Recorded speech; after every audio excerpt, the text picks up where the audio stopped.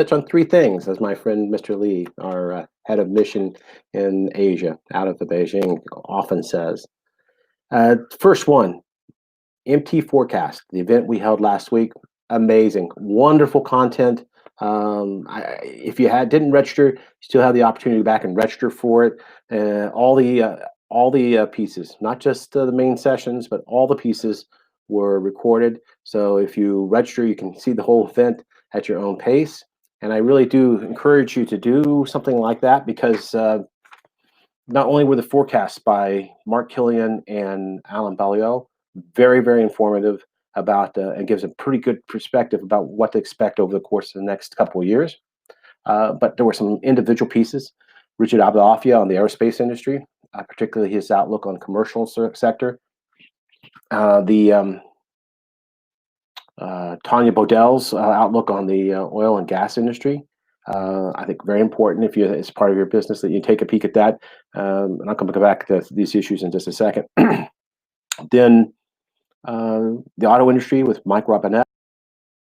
I think that Tanya Bodell, again, in the streaming data, the streaming sessions, tracks her piece on renewable energy.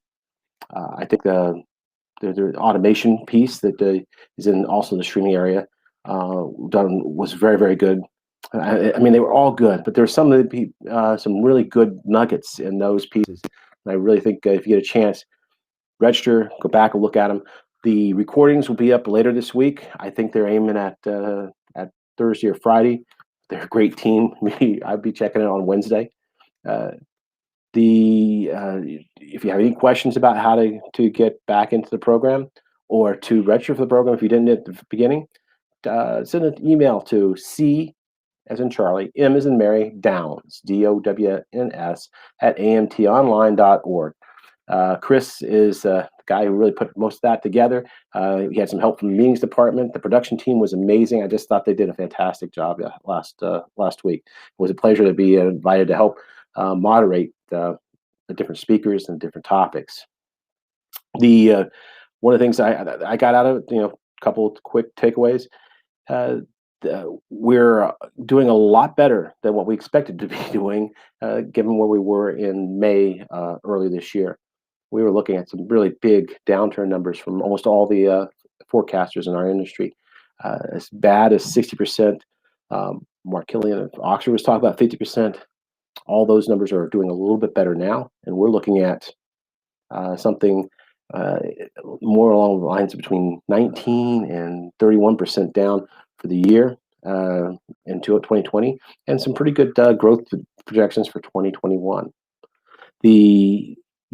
On the downside, there are some of our key customer industries that are not going to be back on track with the rest of durable manufacturing. Two off the top, commercial aerospace is going to take a little bit more than just 20 and 20 as well. Both are going to be back.